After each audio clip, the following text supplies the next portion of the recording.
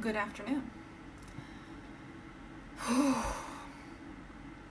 I did put a little warning in the title that I was gonna rant a little bit because I probably am.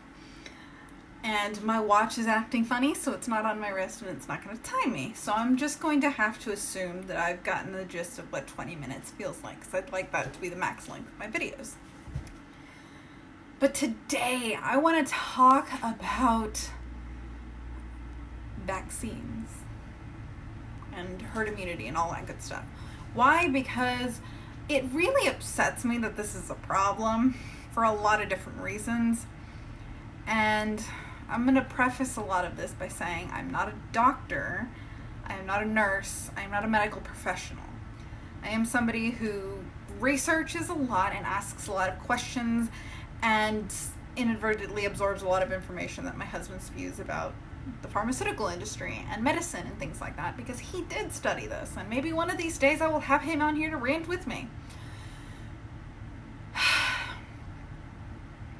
So I want to talk about it because it's a really big deal to me, seeing as I'd like to have kids one day, and it terrifies me to know that there are so many kids out there that aren't vaccinated anymore. So I'm going to start with what I know and the basis of it and all of this stuff. So a vaccine is supposed to be a weakened version of a disease that we get into our bodies. Because it's weak, our body learns it. So our immune system is like a policing system. It'll find this, it'll recognize it as a virus, and in theory, should you come into contact with it later, your body already knows what it is and how to deal with it. So you can get sick and not die from it, or you might not even notice you caught it at all. Thanks to this advance in medicine, years ago we started doing this and started vaccinating kids, vaccinating adults. It's something that we do regularly when you travel out of the country to other, places that maybe aren't as well vaccinated. You're required to get certain vaccines. Like if you went to Europe, you probably don't have to get anything. If you go to a third world country, I'm not going to name names, you have to get certain vaccines to go there because they still have that roaming around and your body needs to learn to cope with it. So if you catch it while you're down there, you don't bring it back to where other people who aren't vaccinated with it anymore. Thanks to this advance in medicine, we've gotten rid of a lot of diseases that used to be deadly. So you used to catch these kinds of diseases and you would die from them because your body didn't know what to do with it. You couldn't fight it, you were having trouble with it. And it's not always a death sentence anymore because we've advanced so much, but it's still really difficult and it still can be. It's not like it's less deadly than it used to be, it's just we have more tools that we can try to save you. Now, a lot of people have been deciding not to vaccinate their kids because these diseases aren't a problem anymore. Here's the thing, they still are. And then there's the other argument of not everybody gets the vaccines. And that's true for certain people. So because all of these vaccines have been put into place, and now suddenly I'm immune to all of these things because I've gotten my vaccines, I don't catch them anymore. And because I don't catch them, I don't spread them. Makes sense, right? So if I don't get blue paint, I can't put blue paint everywhere. Because I don't spread a disease, other people who are what they're called immunocompromised don't catch it. What is immunocompromised? It's a big word. So immunocompromised are people whose immune system is compromised or isn't working properly, who cannot get a vaccine. Because again, what we said, a vaccine is a weaker version of a virus, and a healthy immune system can recognize it and fight it. Now, if you have a weakened immune system, it can't do that. And the people who are labeled as immunocompromised are people who are fighting cancer because their immune system is kind of busy right now doing other things, and because of the kind of medications they have to take.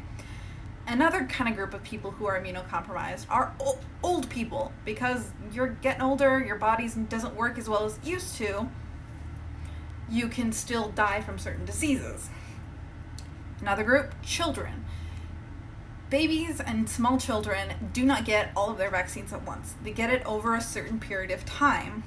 So they are still susceptible to certain viruses.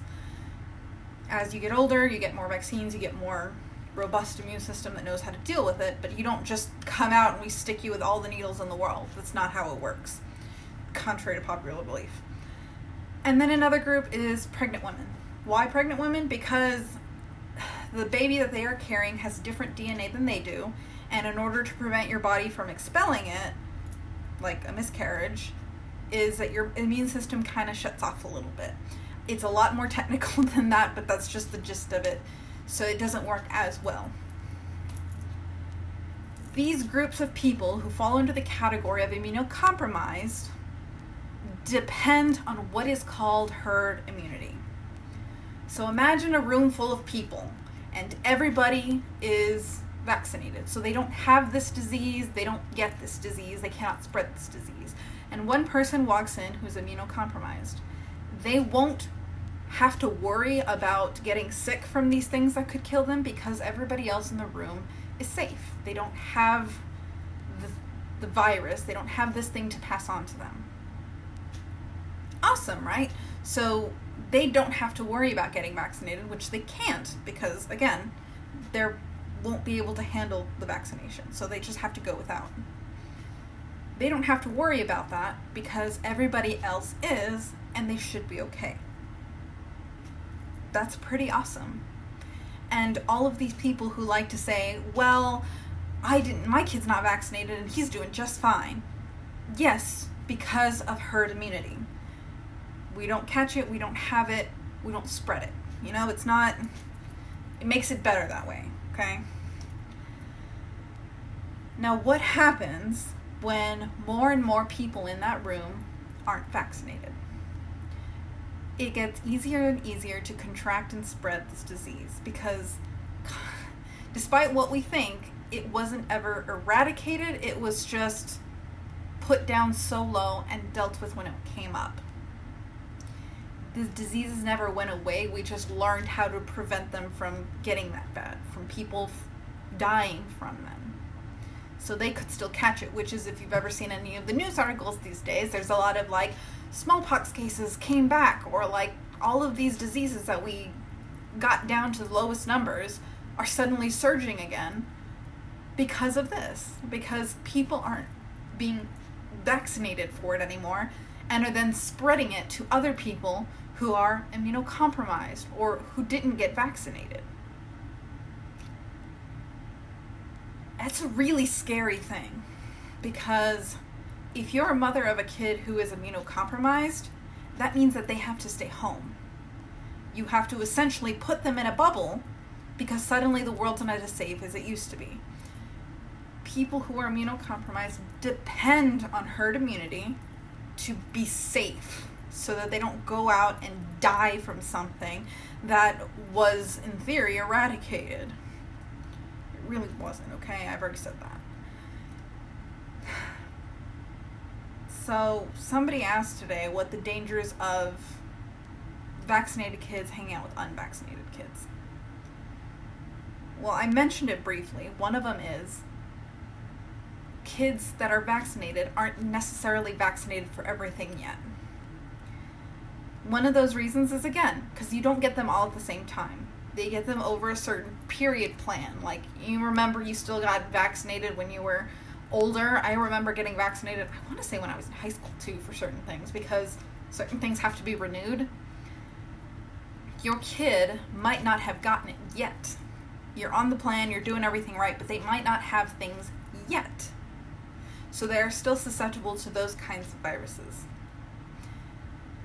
There is a reason for this, and I don't know the reason because, again, I'm not a doctor, but that's how that works. So they are still susceptible to those things. In theory, they should be okay, but there's another part of the problem, which is certain things you stop vaccinating for once you get rid of it.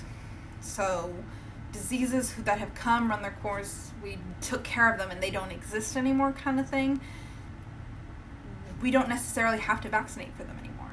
Certain vaccines that we don't have all the time, we're still weak towards. Hence the reason why if you travel to other countries that still have this disease, you have to get vaccinated before you go. Now, there's a lot more to this than that, I'm sure, but again, I don't know a lot. Part of why I wanted to talk about this is because it's really frustrating to see people try to justify not vaccinating, try to justify why it's all a hoax or why you shouldn't or this and that, and they don't have medical degrees either. And it's really frustrating because they manage to convince a lot of people of these things. And there's not a lot you can do about it sometimes because they're set in their ways and that's what they believe. And, well, everything has proven otherwise. And I've read so many stories about things like a mother who thought her child was not vaccinated, but the father took it behind its back to get vaccinated because he knows that it's important, and so she continues to think that he's healthy and fine, this kid is great, thinking that they were unvaccinated when they were vaccinated the whole time. So, as good as intention that is, it tends to spread more misinformation. Another thing is that herd immunity we talked about. If your kid isn't vaccinated, they might not necessarily get sick from the same things because, again, we've kind of developed this herd immunity where they're in that protected category. It's only when that number gets out of proportion that things start to get bad. And then there's the whole, well, my kid's vaccinated and they still get sick. Here's the thing, vaccines don't cover everything. One of the reasons is because there are always new stuff coming out. The coronavirus is a new virus, a new version of a virus. I'm really wishing I'd paid more attention when he explained it. But there has been more than one of these. It's just usually named differently. And I want to say it's like a version of the flu kind of thing. It's just, it changes every so often, and we do our best to be on top of it. So there's always going to be new things that we can get sick from. Another thing is, it's kind of a kid's job to get sick a lot. Part of it is that they are building an immune system. So it's supposed to be that the first few months to a year of their life, they are depending on their mother's immune system. So that's usually done through like breast milk. So if your child is drinking breast milk, they are getting immunity from certain diseases from you. So whatever I'm immune to, if I breastfeed my child, they will then develop some of that immunity. But they don't get everything. They don't just copy paste. It's not how that works. And then once they are off on their own, eating their own foods, doing their own things, growing up as kids do, they will slowly start to develop their own immunities by getting sick and fighting it, and getting sick and fighting it. That's the body's job. The same way that we introduce weakened versions of diseases through vaccines, it's so their body can identify it and fight it. When they get sick with things that are not as deadly, their body encounters it, fights it, and puts it like in a little catalog that says, okay, now I know what this is. I didn't really want to go into this when I started this vlog because I don't want to get a lot wrong. But here's the thing, a lot of people are, and there's not enough people spreading more knowledge. So if I'm wrong, please let me know. Drop a comment, drop a link, preferably to a viable source. If it is not a viable source, yes, I will call it out and I will make sure that it is corrected because there's a surprising amount of bad information out there. And if you're still confused about this, ask a doctor. That's part of what they do. Especially people like pediatricians who deal with children all day and are the people who are giving vaccines and things like that. Their job, their study, is to figure out why we have all of this. I don't necessarily need to know it because I'm not the one administering it. I don't give out medical advice regularly. I get told what I need to do by the people who studied it. The people who are supposed to know why we need to do this stuff. That's the way it's supposed to be. If I ever decide I want to make my own decisions for the betterment, I'm going to have to go through a lot of years of medical school, and even then not know everything, in order to have a better understanding of why things are the way they are.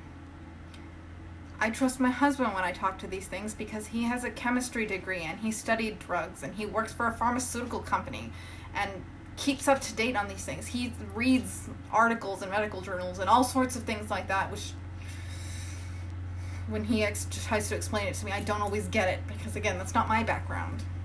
But he does his research from viable sources. And if you want to know more, do that. Find a viable source. Go onto medical journals and ask a doctor, ask a nurse, ask somebody who has studied this extensively and knows the answers, not just the neighbor who didn't vaccinate her kid and their kid got lucky. Because that's what it is. We get lucky a lot because other people plan that far ahead. We eradicated a lot of diseases by following these medical professionals and doing things like vaccines, going to doctors and getting checkups, and not just, if it passes, it passes. If it doesn't, it's dead. Like, that used to be what happened. And it was why the mortality rate was so high and why I'm missing out on the word. Age of people went up. So the average age that people lived to went up. It used to be that you didn't live that long.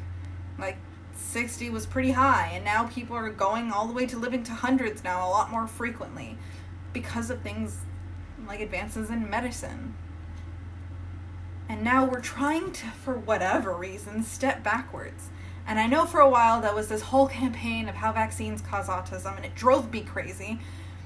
Because whether or not you really think about it, and this was your intention, what you were saying by believing that and using that as a reason to not get vaccinated is that you would rather have, and I heard this and I believe it, you would rather have a dead child than an autistic child. Because the kinds of diseases that these vaccines protected against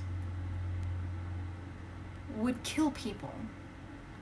It's part of the reason why people used to have so many children. It was because it was expected that some of them would die from disease, from famine, from all sorts of things that they could no longer control.